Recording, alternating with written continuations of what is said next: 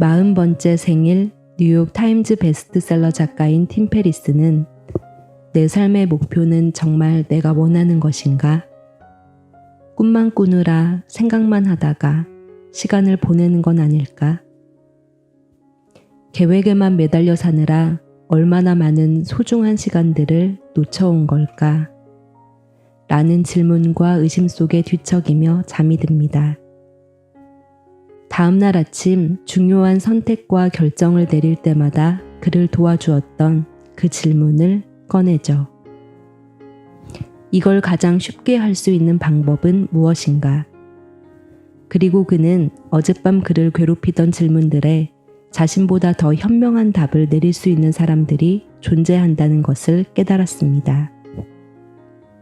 그는 100명 이상의 현자에게서 삶을 위한 지혜의 답을 얻었고 이 책을 마지막 장까지 읽은 우리 또한 고민의 답을 얻게 될 것이라고 말하는데요. 책 지금 하지 않으면 언제 하겠는가는 우리에게 가장 소중한 것은 무엇이며 그것에 집중할 수 있는 방법은 무엇인지에 대한 매력적인 이야기들을 들려줍니다. 뉴욕타임즈 베스트셀러 목록에 무려 4년이나 넘게 이름을 올린 책이 있습니다. 바로 수전 케인의 콰이엇인데요.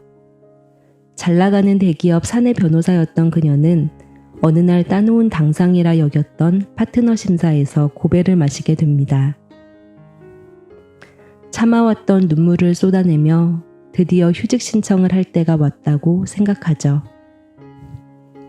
자전거로 뉴욕 센트럴파크를 돌던 그녀는 문득 아주 오래전부터 작가가 되고 싶어 했던 그녀의 꿈을 기억해냅니다. 곧장 집으로 향한 그녀는 뉴욕대학교 논픽션 글쓰기 강좌를 등록했는데요. 그리고 일주일 후 첫 수업에서 자신이 길을 찾았음을 알게 되죠.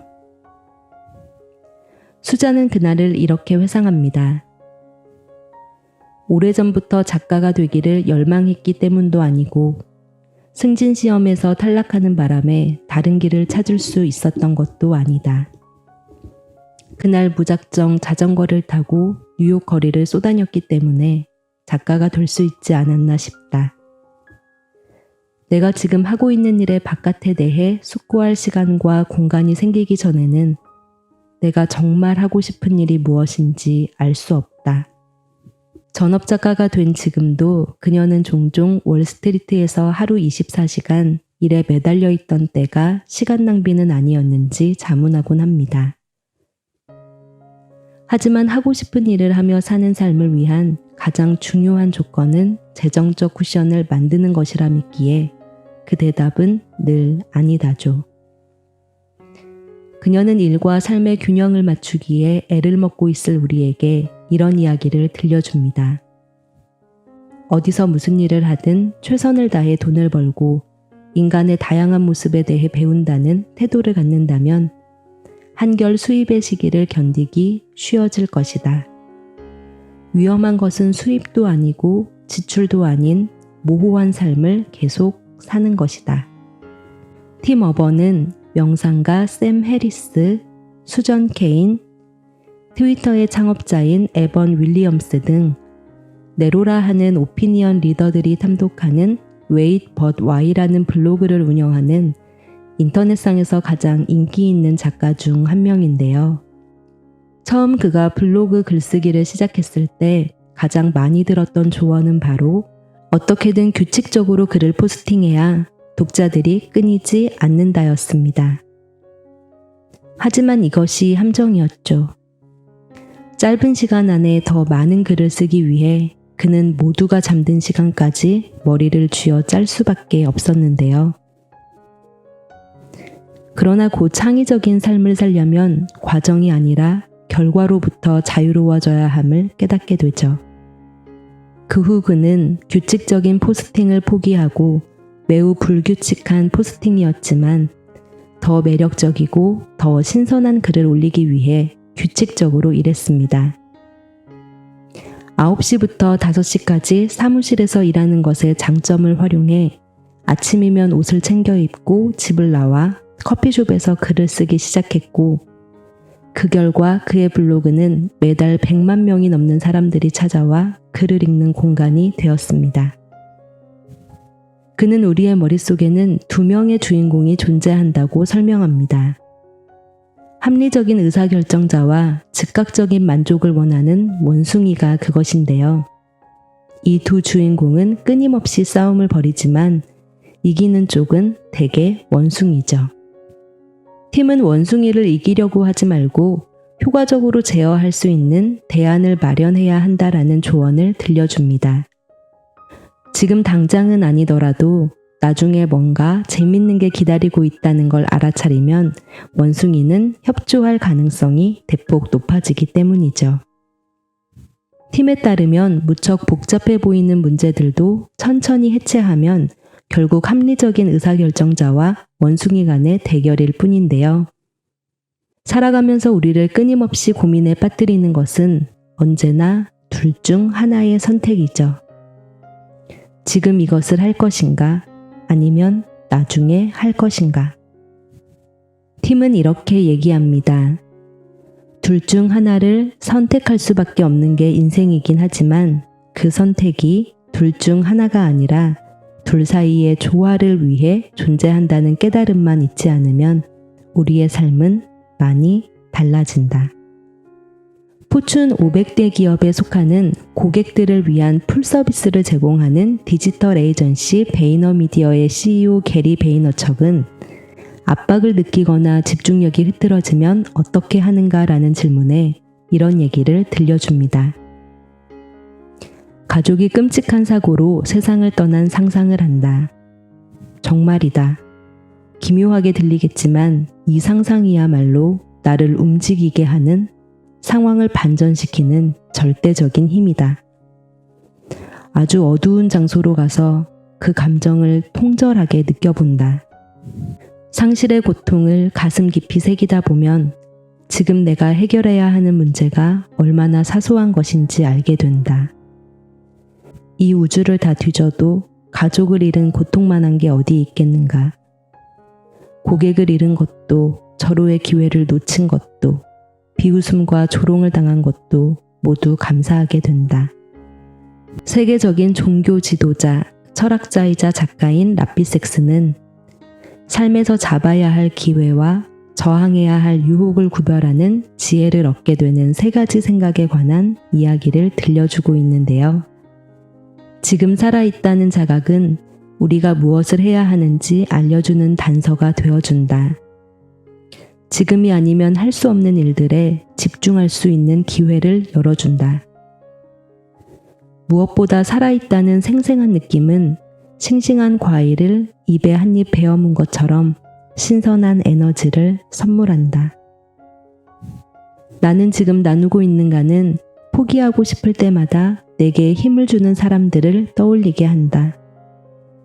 나는 결코 혼자가 아니다. 나는 언제나 나를 지지하고 믿어주는 사람들과 연결되어 있다는 깨달음을 얻고 나면 나는 상상할 수 없을 만큼 강해진다. 나는 지금 용서하고 있는가는 나의 반대자나 적을 향한 물음이 아니다. 내 삶의 평화와 행복을 반대하는 세력은 싸워 이겨야 할 대상이지 용서의 대상이 아니다. 사랑하는 사람들을 용서하라는 것이다. 사랑하기 때문에 용서하라는 것이다. 사랑하는 사람과 나 사이의 차이를 받아들이고 용서하라는 것이다. 6개월만 이 질문에 대한 깨달음을 얻어보라. 전혀 다른 차원의 삶을 살게 될 것이다. 테드 강연 300만 회가 넘는 조회수를 기록한 자신이 틀렸음에도 옳다고 생각하는 이유의 강연자이자 작가인 줄리아 갈레프는 이렇게 말합니다. 인생에서 우리를 고민하게 만드는 것은 대부분 2개의 선택 사이에서 갈등을 겪을 때다. 직장에 남는 것이 좋을지, 창업을 하는 게 좋을지, 사랑하는 사람과 결혼을 해야 할지, 지금처럼 계속 자유롭게 연애를 하는 게 좋을지. 경제학자, 심리학자, 과학자들은 어떤 선택을 해야 더 나을지 불확실한 상황에서는 결국 둘 다 똑같은 기대 가치를 갖는다는 사실을 밝혀냈다. 어떤 게 더 나은지 모르겠다고 생각하면 우리는 무기력해진다. 반면에 이 두 가지 선택이 서로 동등한 기대 가치를 갖고 있다는 프레임을 전환하면 우리의 행동은 자유로워진다. 한마디로 말해 무엇을 선택하든 좋은 선택임을 잊지 말라는 것이다. 우리는 늘 선택한 것이 아니라 선택하지 않은 것에 대해 안타까워하고 후회합니다. 그 후회를 한번 자세히 들여다보세요. 무엇이 보이나요? 아무것도 보이지 않을 것입니다. 선택하지 않은 것이니 실체가 없고 따라서 그 후회에는 대상이 없지 않나요? 결국 이는 우리의 판단력과 전혀 관련 없는 시간 낭비일 뿐입니다. 무엇을 선택했든 간에 그것이 곧 나의 최선이요, 나에게 가장 좋은 결과를 가져온 것이다. 이 메시지를 평생 기억하면 여러분은 후회 없는 삶을 살 수 있을 겁니다. 세계 최대 규모의 헤지펀드를 보유한 브리지워터 어소시에이츠의 설립자이자 회장이며 세계 100대 부자 중 한 명인 레이 달리오는 늘 뼈아픈 경험이 빼곡히 적혀있는 수첩을 가지고 다니는 것으로 유명한데요.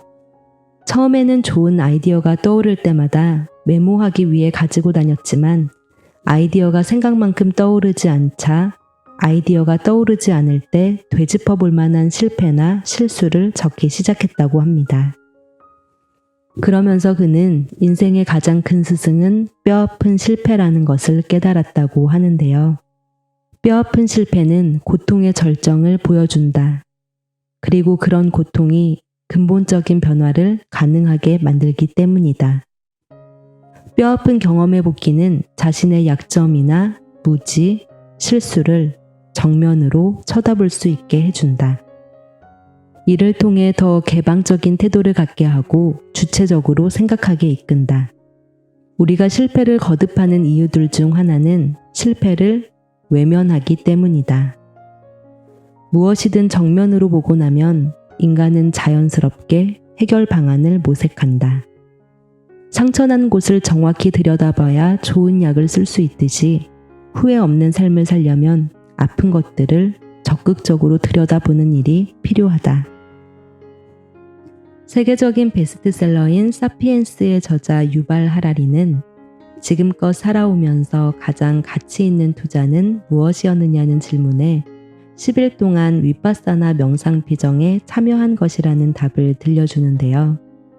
책을 읽으면서 역시나 현자들과 성공한 모든 이들에게서 공통적으로 찾아볼 수 있는 것은 명상과 운동, 감사일기, 하루하루를 멋지게 만드는 작은 몰입과 당장 행동으로 옮기는 실행력이라는 것을 알 수 있었습니다. 그들은 이렇게 말했습니다.